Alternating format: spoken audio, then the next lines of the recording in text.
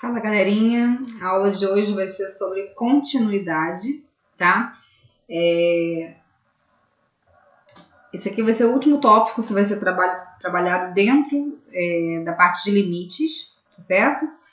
E a gente vai ver a definição da continuidade e aqui, né, alguns pré-requisitos para que essa continuidade realmente ocorra, ok? Então, qual é a definição de continuidade? Uma função f, ela vai ser contínua em um número a, então a gente sempre vai analisar a continuidade em um valor específico, tá certo? Se o limite da função com x tendendo a a for igual à imagem, né, no ponto A, tá certo? Então essa aqui é a nossa definição de continuidade. Uma função é contínua em A se o limite de f de x com x tendendo a a for igual ao f de a. Por exemplo, aqui eu tenho, né, um a qualquer, um a genérico, certo? Quando x tende a a pela esquerda, o resultado é esse, f de a. Quando f de x tende a a pela direita, o resultado também é o f de a. E se vocês observarem, esse ponto é fechado. Então, para haver a continuidade, o limite bilateral tem que existir, certo? E o ponto tem que ser fechado. Então, aqui são os pré-requisitos para existir a nossa continuidade. A f de a tem que estar definida, ou seja, tem que estar dentro do domínio, tá? O limite ele existe, ou seja, existe o limite bilateral e esse limite bilateral ele é igual à imagem. Nesse exemplo, a gente tem um gráfico de uma função, né? Em quais números f é descontínua? A gente pode afirmar que f, né, e pergunta por quê. A gente sabe que a função vai ser descontínua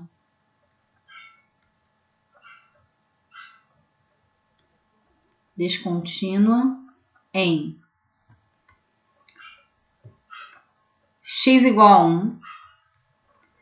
Agora, por que ela vai ser descontínua em x igual a 1? Primeiro, o limite bilateral existe? Existe.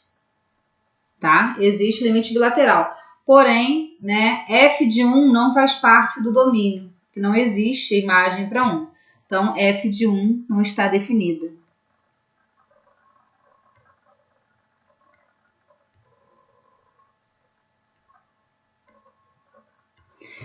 Existe uma descontinuidade também em x igual a 3. Nesse caso, o limite bilateral ele nem existe, porque quando x tende a 3 pela esquerda é um valor e quando x tende a 3 pela direita é outro valor. Então, nesse caso aqui, o limite de f de x com x tendendo a 3, ele não existe, certo? E existe uma descontinuidade em x igual a 5. Por quê? O limite bilateral existe? Existe. Eles vão, né, sempre tender para o mesmo valor. Porém, esse limite ele é diferente da imagem. A imagem está lá em cima, está solta. Então, aqui, o limite de f de x com x tendendo a 5 é diferente do f de 5. Então, primeiro, né, no primeiro ponto de descontinuidade, ocorreu essa descontinuidade porque a função não está definida para esse valor. No segundo ponto, a função até está definida para x igual a 3, existe imagem, porém o limite bilateral não existe. E no x igual a 5, embora exista o limite bilateral, esse limite ele é diferente da imagem. No exemplo 2, a gente vai analisar a descontinuidade em cada função dada. Então, na letra A, a gente tem a função racional, né? X ao quadrado menos x menos 2 sobre x menos 2. E aqui existe uma descontinuidade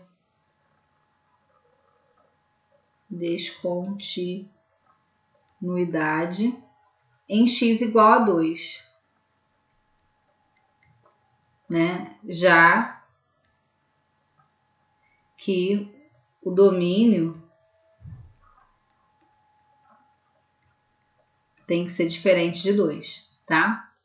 Então, aqui, na verdade, vai ser aquela primeira situação em que o f não vai estar definida, ela não está definida para o x igual a 2. Então, existe descontinuidade nesse ponto. Nesse segundo exemplo, a gente tem uma função que ela não vai ter a descontinuidade pelo fato de não estar definida, porque ela está definida em todo x real, tá vendo?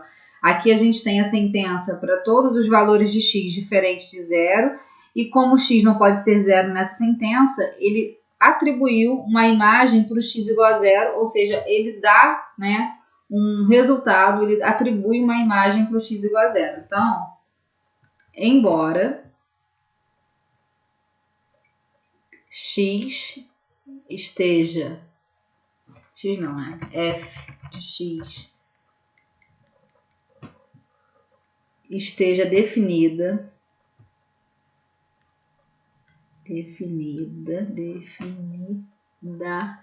para x igual a zero. Então, embora exista essa definição para x igual a zero, o que a gente vai observar? Qual é o limite quando x se aproxima de zero? Se você fizer por aquele método da tabela, a gente vai ver que vai dar infinito. Tanto você aproximando pela esquerda ou pela direita, porque vai levar ao quadrado e vai ficar positivo. Então, 1 dividido, vai dar zero. 1 dividido por uma coisa cada vez maior vai dar cada vez mais próximo de zero. Imagina, 1 dividido por 100, 1 dividido por 1000, 1 dividido por 2000. Então, aqui, o limite de f de x com x tendendo a zero é igual a zero. E o f de zero é 1. Então, a descontinuidade, ela existe porque descontínua, pois o limite é diferente da imagem, tá? É diferente do f de zero. Então, aqui, embora exista o limite, tá? Ela é definida, o limite existe, mas o limite é diferente da imagem, então ela passa a ser descontínua. Essa aqui é parecida com a letra A, né? Se vocês perceberem, é a mesma função, só que a letra A, qual era a justificativa da descontinuidade? Que ela não estava definida para o x igual a 2. Agora a gente definiu. Será que resolveu o problema? Não sei, né? Então a gente sabe que f de x está definida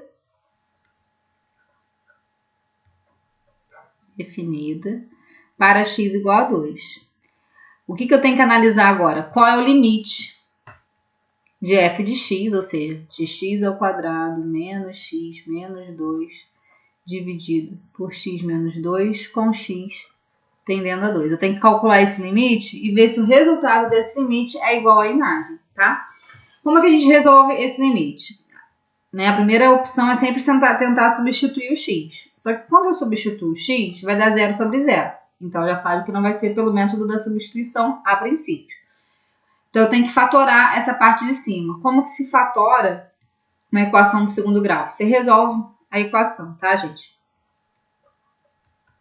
Tá, então aqui, ó, delta vai dar b ao quadrado, menos 4 vezes a vezes c. Então, delta deu 9.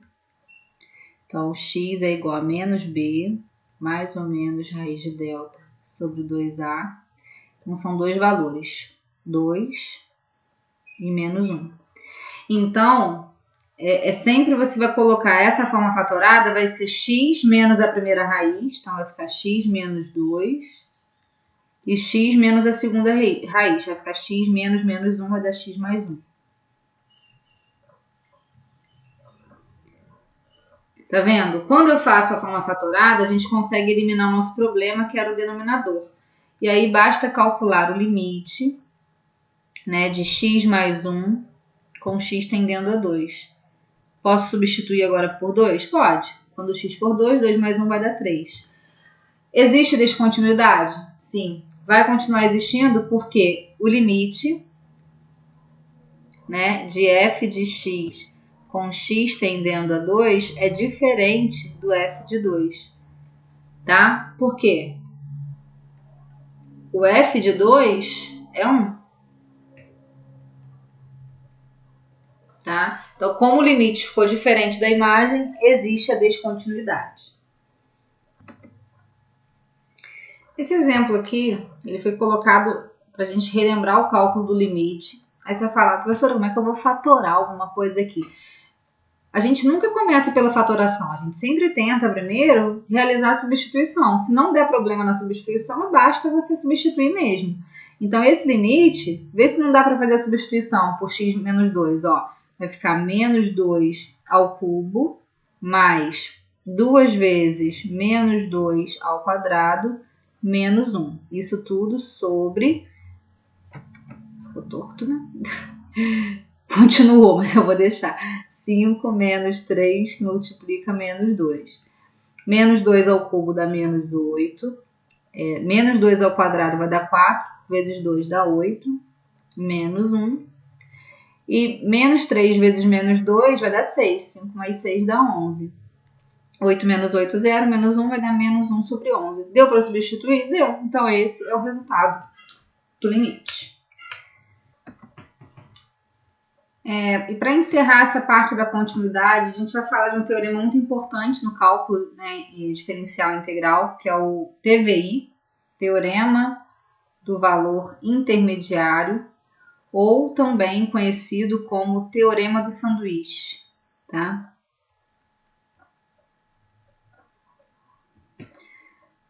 O que diz esse teorema? Suponha que a f seja contínua e o intervalo fechado de A a B. Então, eu pego uma função, delimito o intervalo de A até B fechado, e essa função vai ser contínua nesse intervalo. E n vai ser um número qualquer entre o f de A e o f de B. Tá? E esses valores vão ser diferentes. Tá? F de A vai ter que ser diferente de f de B. Então, existe um número C, né, entre A e B, que a imagem vai ser exatamente esse n, ou seja, vai ser a imagem de C é o próprio n. Então, por exemplo, aqui eu peguei uma função azulzinha, uma função f de x, definida entre A e B, e a gente percebe que em todo esse intervalo de A até B ela é fechada. Pego um número n qualquer, pertencente, né, entre f de A e f de B, tá vendo? O n, ele tá no y porque ele tá entre as imagens, tá certo? Esse n, obrigatoriamente, se o intervalo é fechado, é porque existe um x que correspondeu a essa imagem. Então, é só isso que o teorema do sanduíche diz, tá certo? Ó, mesma coisa, ó, o intervalo de A até B, aqui a gente tem a função toda contínua, pega um n qualquer, então tem vários n's, tudo bem, não tem problema. Existe, por isso que ele fala que existe pelo menos um c, né? Então, aqui a gente tem 3 valores, C1, C2 e C3, tá certo? Agora, vamos descer só para a gente poder analisar um pouquinho mais. Se a gente pensar em uma função contínua, como aquela cujo gráfico não tem saltos nem quebras, né? Não tem aqueles buracos que eu costumo falar, né? É fácil acreditar que o teorema do valor intermediário é verdadeiro. É aquilo, se você realmente mostra que a função é toda contínua, existe um valor ali no meio que vai ter um x correspondente, certo? Em termos geométricos, ele afirma que se for dada uma reta horizontal qualquer em y igual a n, né, o gráfico não poderá saltar a reta e ele vai precisar interceptar em algum ponto. Né? Foi o que eu falei, ó, aqui a gente tem, ó, de novo, o intervalo de A a B. A gente percebe que a função f é fechada em todo esse intervalo, ela é contínua em todo esse intervalo. Peguei um n qualquer e tracei uma reta horizontal aqui. Obrigatoriamente vai cortar um ponto qualquer, tá certo? Esse teorema do sanduíche serve para a gente poder, por exemplo, analisar se existem raízes entre dois valores A e B. A gente vai ver isso no próximo exemplo. Então, resumindo, né, o nosso teorema do valor intermediário, suponha que f seja contínuo, em intervalo A e B, n um número qualquer entre essas imagens, f de A e f de B, em que essas imagens também são diferentes. Então, existe, né, um número C que resulta nessa imagem n f de C. Então, esse aqui é o exemplo que eu falei que a gente vai utilizar o teorema do sanduíche para mostrar isso aqui. Ó. Eu quero mostrar que existe uma raiz entre os valores 1 e 2, tá certo? Como que eu vou provar isso? Primeira coisa, eu vou calcular o f de 1. Ou seja, qual é a imagem do f de 1? Deixa eu esboçar mais ou menos aqui no gráfico. É uma função cúbica, eu não sei se ela vai ter muitas raízes, tá? Então eu não vou afirmar nada em relação a ela. Eu vou deixar assim mesmo. Só sei que ela vai passar pelo menos 2, lembra? Em qualquer função polinomial, né? O termo independente é o ponto de interseção. E o que eu vou calcular? Eu quero calcular o f de 1 e vou calcular o f de 2. Eu quero mostrar que existe uma interseção entre esses dois valores. Como que eu vou provar isso? Vamos lá. F de 1. F de 1 eu vou substituir x por 1. Então vai dar 4 vezes 1 ao cubo, menos 6 vezes 1 ao quadrado, mais 3 vezes 1, menos 2. Então, f de 1 é igual a 4 menos 6 mais 3 menos 2. Então, f de 1 é igual a 4 menos 6 dá menos 2 menos 2 menos 4 vai dar menos 1. Então, f de 1 é menos 1. Então, vai ficar... Deixa eu apagar esse 1 aqui. Então, o f de 1 vai ser o menos 1. Mais ou menos aqui, certo?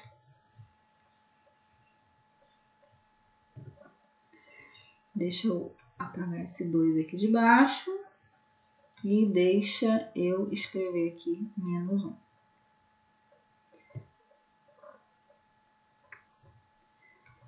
Parece aqui, quanto menos informação, melhor no gráfico, né? Menos poluição visual.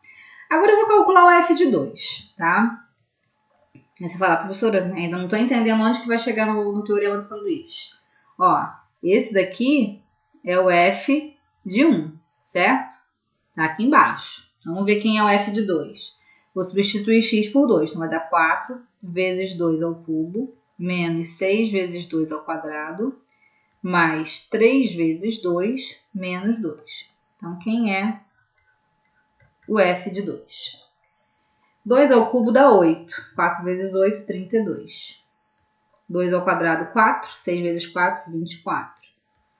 3 vezes 2, 6, menos 2. Então, quanto que vai dar esse f de 2? Vamos ver aqui, ó. 32 menos 24 dá 8. 8 mais 6, 14. Menos 2 dá 12.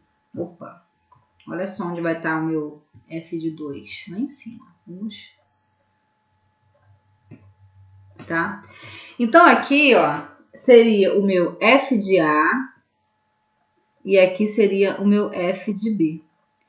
E meu n, eu quero... Gente, se o gráfico ele sai daqui, passa por aqui e vem para cá, obrigatoriamente, para ele passar, né, desse ponto negativo, né, ou seja, menos 1, que é menor do que 0, para um ponto positivo, que é maior do que 0, ele vai ter que passar pelo 0 em algum momento. Então, significa que ele vai interceptar. Então, aqui a gente pode escrever o seguinte, tá? Vou até colocar aqui digitadinho, ó. Pelo teorema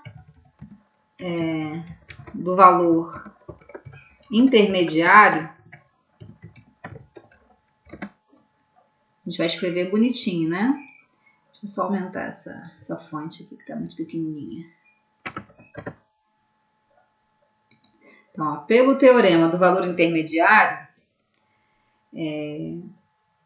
f de x, né? F de x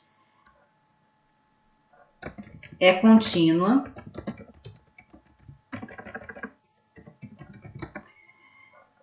no intervalo fechado entre... Aí eu vou colocar aqui, ó, um intervalo fechado entre 1 e 2. Logo, existe um n, né? Existe um valor entre f de 1 n tal que... Aí eu vou botar f de 1 é menor do que n, que é menor do que f de 2. Certo? E como f de 1 é menor que 0 e, né, o nosso f de 2 é maior do que 0, logo, vou botar logo de novo não, então existe um n, né, existe um n não, existe um c que é igual a, existe um c tal que f de c é igual a n, que será a raiz da função, tá? Então, a gente sabe o quê? Deixa eu voltar lá para cima para explicar isso, ó. A gente tem uma função que é polinomial. Por ser uma função polinomial, ela vai ser contínua, tá? Então, entre 1 e 2, ela vai ser contínua em todo esse intervalo fechado. Então, foi isso que eu disse aqui no início. Ó. Pelo teorema do valor intermediário, f de x é contínua no intervalo fechado entre 1 e 2. Se ela é fechada, né, contínua nesse intervalo, vai existir um n, que no caso meu n vai ser esse valor aqui, tá bom? Existe um n entre f de a e f de b, ou seja, existe um n entre f de 1 e f de 2, ou seja, n vai estar entre essas duas imagens, aqui, certo? E como f de 1 é negativo e f de 2 é positiva, vai existir um c tal que f de c é igual a n, que será a raiz da função. Ou seja, vai ter um n aqui em que vai ser a raiz, ou seja, vai ser exatamente a imagem de um valor, né, posicionado entre 1 e 2, que vai resultar no zero, tá certo? Então, aqui a gente demonstrou, né, a existência de uma raiz entre dois valores através do teorema de sanduíche.